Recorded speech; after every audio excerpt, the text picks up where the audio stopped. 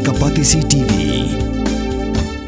Together we achieve, together we can fly, reaching for the sky. ICFA University, Meghalaya. Kasorkar jela kalapan pau bakalong kabla kloy ban khot ya selong kana ban weng ya kajing siap tieng jongki pai ba halor kajing sna ya ka selong rupwi project lapan tip menteri kasorkar jela uba khami ya katanat jngok kai perthai uti muthi di sira hakaba juba ya kajing songkhya jongki pai ba nakabantaban pen khlemi kiding kse hakaba sna ya kani ka project kabala ban khata ya katolong usira ulaong bawa la kani ka project lali akapur menteri barem katanat jngok kai perthai Handai nak kalian jong umenta, ukloi ban khot ya selong, ya kiken huan baper, banyak keren halor kan benta. That is not done during my time. I don't know. I have say what is the progress, what is what. But from departmental side, I'm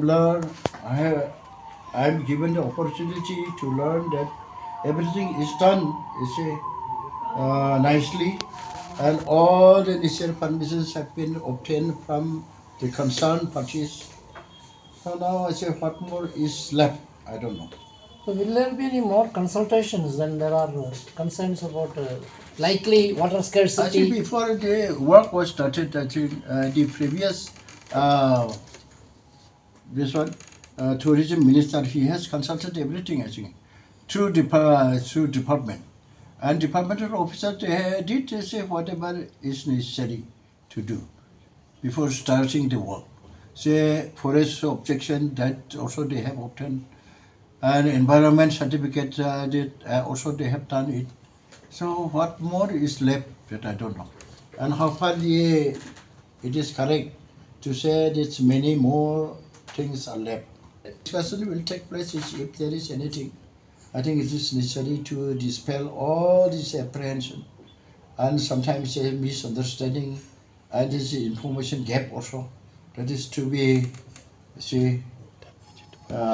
dispelled, no? And whatever the information gap is, there is a bridge is to be, it should be, gap is to be, it's a bridge to be constructed, no? Between different parties, who are always criticizing and talking that government has not done properly. They have not taken the concerned people on board.